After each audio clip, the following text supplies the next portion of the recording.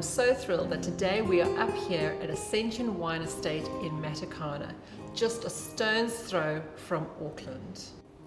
Carly, thank you so much for having me up here. You're welcome, Nikki. It's always a pleasure. It's an absolute treat to be up here, and we're so close to Auckland. We are, that's right. Just 40 minutes, hop in your car and you're here in no time. So, Now, Carly, what is your involvement here at Ascension? well, I am the artisan of Amor, so I plan all of the weddings. And I'm also the artisan of events. So basically we cater for all kinds of celebrations here. So birthday parties, Christmas, corporate events, concerts. So I do all of those basically. Great job to have. Absolutely, love it. Now, Ascension has gone through quite a big change in recent months. Ascension sold in December last year. So it's been 10 months of renovations here, repainting things, putting in new bars, doing new landscaping. So basically just bringing everything up to perfection really, that's the goal. And so that's been really exciting to see it all come together. Fantastic. Now, tell me a little bit about the new owners, the new energy that they're bringing to everything. So you've got two sets of brothers who are the new owners. So you've got Alex and Mick Sipka, and they're into property development. So they're great on the whole, getting everything up to speed in that regard. And also Alex has a real interest in wine.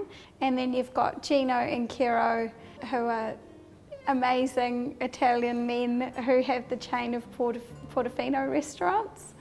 So basically they've got 30 years experience in the Italian cuisine, so that's fantastic. And they also have importing companies, so we'll be having some amazing Italian wines on our menu as well, which How is exciting. great. That's really great. Now let's talk a little bit about the atmosphere here at Ascension, because it's very particular and unique. So basically Ascension is like a little slice of Tuscany and Matakana. It's a real world away from New Zealand. You come over the hill and you see it all laid out before you there, and it really feels like you've taken a trip to Italy.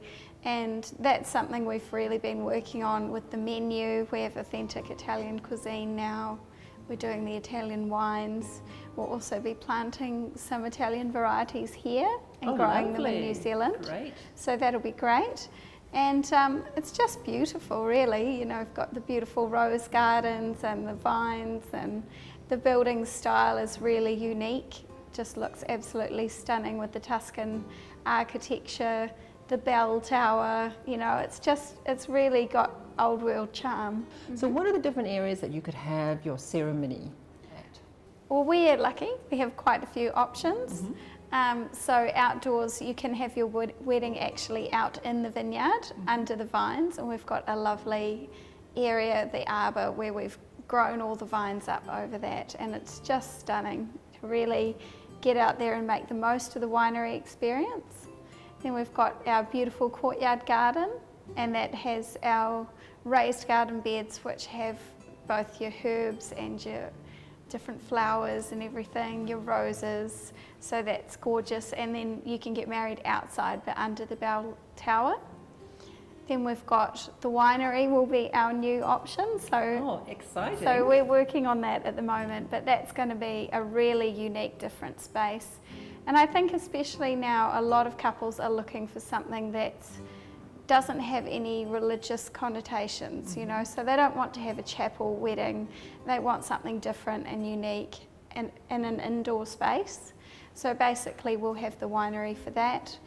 We're also going to have an underground cellar. Nice. So that's going to be amazing. So basically there'll be big plate glass windows in the floor where you can see down to the cellar.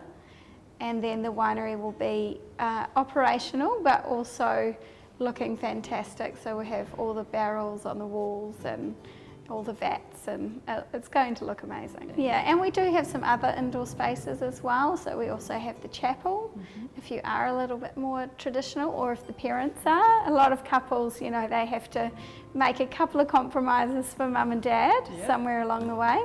And we also have our beautiful schist lounge. So really a lot of ceremony options as well. Fantastic. What about the reception? Where do people traditionally hold their reception? So we've got our belfry on site, so that's our function centre. We just call it the belfry because it sounds prettier, and also it's got a gorgeous bell tower. So we can seat up to 220 people in there. That's quite a substantial number. It really is. We are one of the biggest venues in Auckland. Probably the only bigger venues would be inner city hotels. Right. So yeah, that's always a bonus. We've got lots of space here. Now that's the big room that also has that beautiful stained glass window, isn't it? That's right, yes, that does have a gorgeous stained glass window feature as well. But there are also some couples that would prefer not to have the stained glass window, but so that can be covered up if they choose not to have that. Yes, that's right. I've just got blinds that match the wall. We just close it off. And also another really popular option, as you'd know, is the fairy-like curtains. We've mentioned food. You've told us about the new Italian influence with the menu. What about the different food options that couples can choose in forms of things like a buffet or a plated? So I do find most couples are still going either for a buffet or a set menu. So we do both options. Right. And I think for brides, they just need to think about the tone of their day. You know, is it a more formal occasion or is it a more social occasion? One real strength of buffet is it doesn't take as long to serve. So, you know, if you're spending a lot of money on a band or a DJ and you basically just want to get to the party time, then I would probably suggest a buffet. And then if you're wanting a really formal, elegant feeling, then a set menu's gorgeous as well. And I'm assuming that people can create their own menus? Absolutely.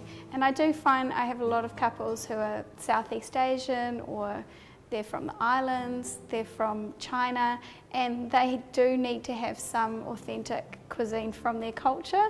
So quite often we will do a custom menu for that. So we might do a buffet and then add some other dishes that are more traditional to them. Absolutely. Fantastic. And basically they can tell us exactly what they need and we'll prepare it for them, so our chef can cook anything. Brilliant. It's pretty much worked all over the world in all cuisine types, so that's great for me. You know, I can go to them and tell them anything I need. Now, I'm finding as a wedding planner that there are more and more calls for a cocktail-style wedding. Are you getting more inquiries for cocktail-style weddings at Ascension? Yes, we have been getting a few more inquiries for that. And we do offer quite a few different options. A high tea style option. That's a lovely It's option. quite popular. And then also, so you've got just your canapes. So canapes are traditionally a one bite size menu option. So we also do our walk and fork, which I'm sure you've heard of. It's a little bit more substantial. So it is one thing to consider if you're going to go for one of these styles, is that you still have guests drinking for quite some time, and just to make sure that you're providing enough food that, you know, we don't need to call a taxi for everyone at the end of the night. Absolutely. You need those booze soakers because you people are drinking, and you need to be a responsible host, and that's one thing you need to get across to all